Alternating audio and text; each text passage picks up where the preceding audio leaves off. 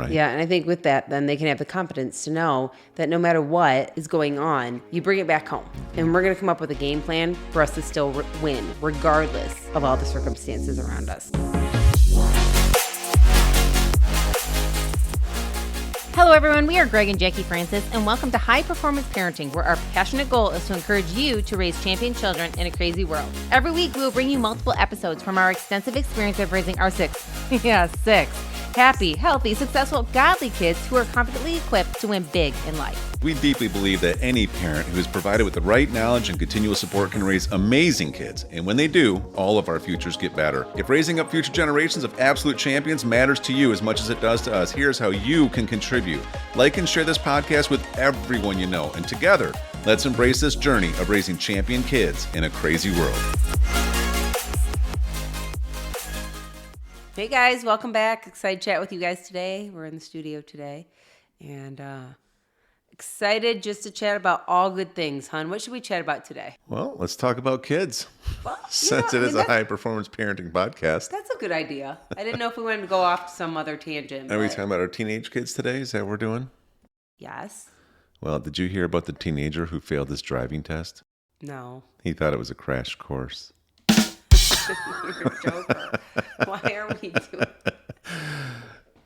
A doc walks into a bar and buys everyone around. He tells the bartender, "Put it on my bill." All right, moving on. Those are good. I just want to know, when did we start doing the jokes? Was that like a decision that you made? Well, it was like when you started encouraging me. I wasn't. I felt like I was that's when I discouraging. really got into it. But Of course, you would see it that way. yeah, I did. All right, let's get going. What are we talking about, honey? Let's chat today about the situation that happened right here at home. Just about 10 minutes ago, 15 minutes ago. So the overarching topic is going to be how to try to remove pressure from your kids in different potentially pressure situations, right? Yeah, let's talk a little bit about the examples that, kids have to deal with today. And then as parents, how we have an opportunity to either kind of relieve some of that pressure or cause more. Yeah. Depending on our actions as adults and those that are supposed to be guiding our children. I think it's great because, the reality is we can coach on specific topics all the time, but it's just nice to be able to actually talk through situations, example by example. Right. I get so much feedback from people just saying, gosh, I love when you give examples that are like real life, real world, raw, stuff you guys are kind of dealing with, going through, how you navigate through it. And it's all of the information we've gained in practice. Yes. Yeah. Yes. Yeah, so the specific situation today, and as we kind of even just back up the last, handful of weeks, and I'm sure many other parents, this happens to them too, is that I picked the girls up today after golf practice. And of course, our girls were super excited to get out on the golf course. It's Monday. They're kind of ready to get out there with their friends. And they'd been practicing last week with some of our friends. And so they were really excited to just get at it today. And when we got there, unfortunately, the scene was this. Some of the girls that are older than our girls, tend to get upset with the coach that they have. They've had him for 2-3 years now. Yeah. And they feel like some of the things he does could be better. Our girls are new this year, don't really know any of the politics going on, don't know anything about the past. They're just a new light out on the course. And so when I picked them up today, they let me know that their coach had left practice early. And I was like, oh, that's a shame. Wonder why. And they're like, well, we don't really know why today, but what happened was last week on Thursday, our girls could not make it to practice that day, but the girls' golf coach decided to leave the girls' practice time for a period of time and go hang out with the boys' golf team and grab some ice cream, and left the girls' team on their own to just do their own practice with no guidance. So ultimately, he's working the room to try to become the boys' golf coach next year. Correct. Right. So he kind of bailed on the girls, took an opportunity during that coach or that time window, and just kind of left them. Yes. Yep. And unfortunately, some of the girls only knew he did that because they saw some posts on, Right. So he says he can't be Instagram or there or whatever. something, or has to leave early, but then he goes and gets ice cream with the boys. And somebody kinda let them posted hang out. something. So that's always interesting. And they all knew this. What a moron. I'm sorry, but geez, come on. Anyways, And he wonders why the girls don't respect him. yeah. Geez. And he didn't take them for ice cream, you know? So that happened. Oh, So they were a little upset from that on Thursday. Then today what happened is, again, he was supposed to be there for practice, and for whatever reason he stayed long enough and then ended up texting all the girls and just saying, when you're done doing what I told you need to do, you guys can leave whenever you're ready. And then the girls were like, what? Some of them ended up calling their moms, which is always the key. They always call mom. Well, but what happened was he had said they wanted him to practice certain clubs or something. Right. A couple of the girls had already said that they wanted to practice with like their, I don't know, one I think it was their hybrid. Yeah, their hybrids or something like Yeah. that. And so then they're practicing with the other clubs. Then they practice their hybrids because they need the practice. And then he comes up and sees them practice the hybrids. And literally he got upset and then he left. Yeah. So they're complaining. Anyways, Some of the seniors are complaining, or juniors. I'm not sure which ones exactly. Older girls. Our girls do not participate in that stuff, and they don't complain. But they got in the car, and Abby was like telling me about it. And I said, I'm really sorry that happened today. And I was listening to them, and they're saying, it's really hard to be the light sometimes when he does this kind of stuff. Because when the girls make fun of him or pick at him or get annoyed with him, we actually understand sometimes where they're coming from because we don't understand why he did what he did. I mean, even today, he didn't get them their balls, like baskets of balls that they needed to practice. He literally said, I'm sorry, I got distracted talking to somebody else, And so he puts himself in a position to lose leadership. And then all of a sudden, he gets mad at the girls when they don't want to listen to him on what they should be practicing. Yeah.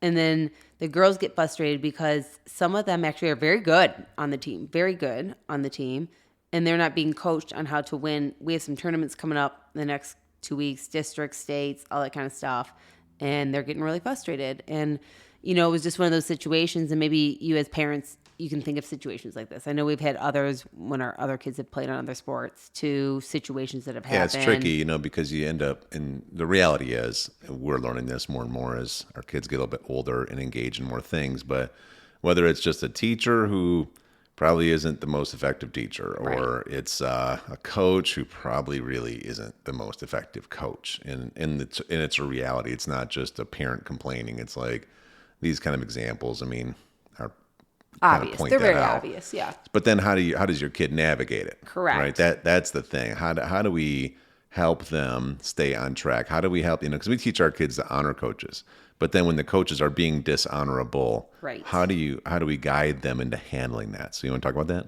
Yeah. So getting into it today just a little bit is, obviously we got in the car today, and one of the biggest things that we've kind of learned through the years, and again, we've done it wrong, is at first when our kids were younger, maybe they got in the car and we kind of would add to the stress level, wonder why it was going that way, ask too many questions, get upset ourselves, maybe voice our emotions before we really thought it through, or even took the time to contact the coach ourselves to see what's going on.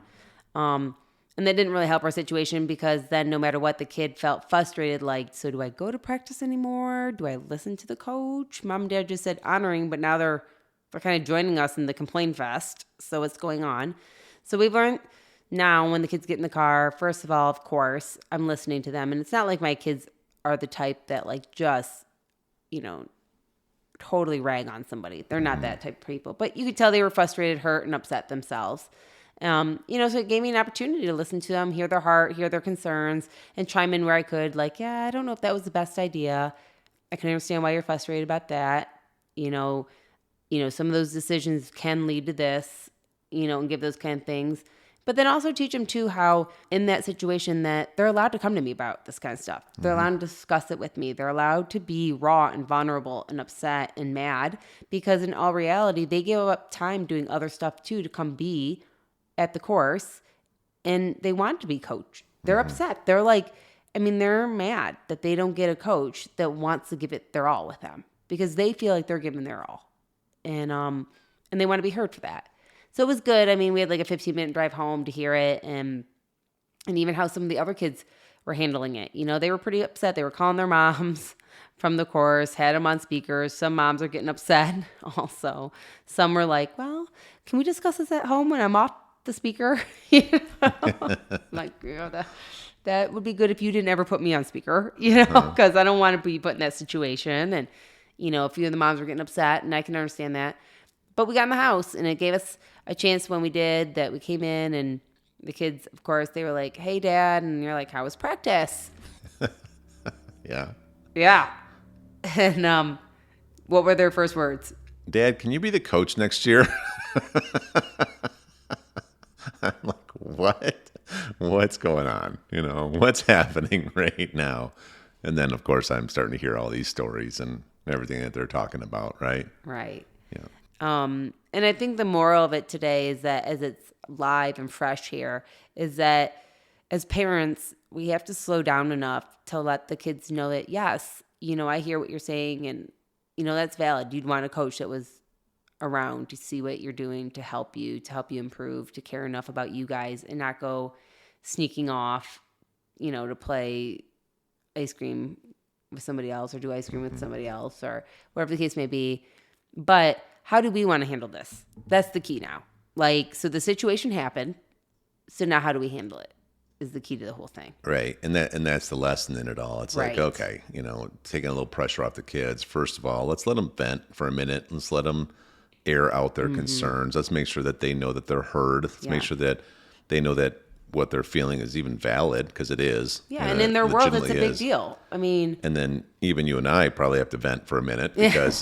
is that what we're doing here? Yeah, I think so. We're doing it really nice because we're being recorded. But it's probably best. Yeah. But then after that, it's like, okay, now I kind of vented. Now we kind of know the situation. We have learned over time through this season that this guy's not really a very organized person. He's not very into this. Let's just get real. You know, he's just not. I don't know what his agenda is. I don't know if he's just trying to get promoted to the next thing. He'd rather coach boys.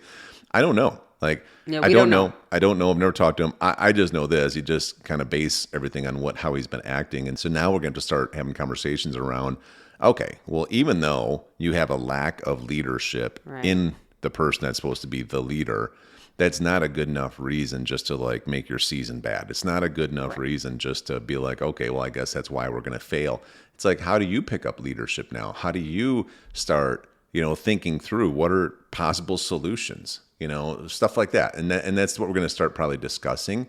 You know, how can we get more organized to get the golf balls we need to get them? You know, how do we start working with the people that he gets the golf balls from or the tokens from and work our way in relationship? That way he never holds us up again, you know, whatever. I mean, we'll start talking through those kind of things. So. Right. I think it's a great opportunity because in the next day or two, we'll sit down with our kids and have a game plan.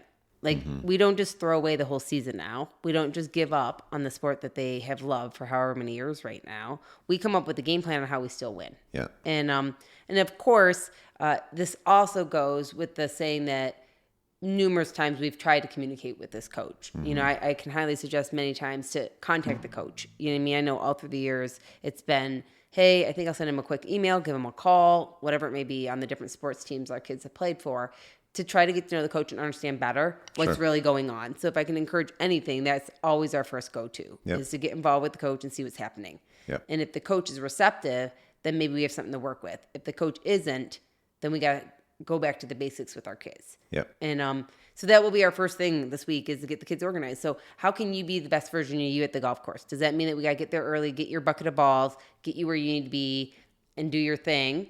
And regardless if he shows up or not, doesn't dictate whether you have a good practice. You have a good practice regardless. Yeah, because the reality is through multiple seasons in their life, they're going to be put in positions to be on some form of a team doing something, whether it's a business or a project or a sport.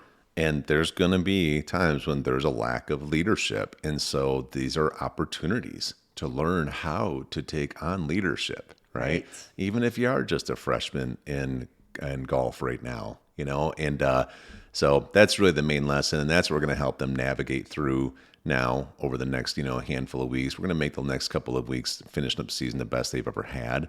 We'll step in however we need to step in, but we're going to come up with some solutions, right? Yeah, and I think with that, then they can have the confidence to know that no matter what is going on, you bring it back home.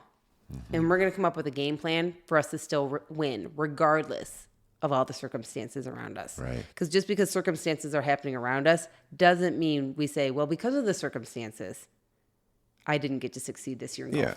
Yeah, or because of the circumstances, now I can start giving less honor than I should to authority, right? Because regardless if he's leading or not, he's still in a position of authority because he is the coach. And I know the other girls in the team that they talk about, that they're starting to kind of call him names and they're really sarcastic around him. And, our kids have always been trained to call him either Mr. or Coach, whatever. And, so now they don't want to stop doing that. And this isn't a good enough reason to stop doing that, because just because he's not acting with honor fully doesn't mean we stop acting with honor, right? Yeah, because we know that as we leave this season, we don't really know who the coach will be next year. I mean, there's assumptions that he may be doing it, but regardless, how you leave one season dictates how you go into the next season. And you get what you give out. So if you stop giving out honor due to a circumstance, then you'll stop getting honor due to circumstances. Mm-hmm. And I don't think that's any example that we want to teach our kids ever. Right. Because I think sometimes we can get so caught up with, well, in this situation, I was allowed to be dishonoring. Mm-hmm. In this situation, mom and dad were too.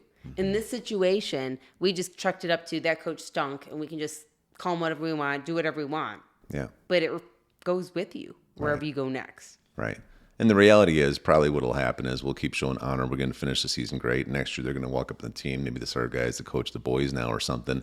And then, they got this new coach, and he's probably going to be great. Yeah. You never know what could happen. Never know. Yeah. Maybe it'd be Coach GF. Who knows? You never can tell. Right. Hey, everyone. Thanks for listening, and thanks for your love and support. We hope that today's episode added tremendous value to you and your family. It would mean so much to us if you would partner with us on our mission of helping parents around the globe raise champion children in this crazy world.